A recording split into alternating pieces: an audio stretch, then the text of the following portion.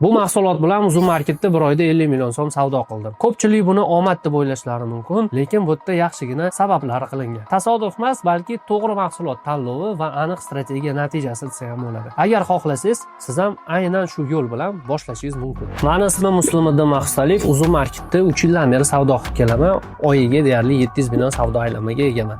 Tajribam davomida 2,5 mingtadan ortiq o'quvchilarimga Uzum marketda o'z do'konlarini ochishga va yaxshi daromad olishga yordam berdim.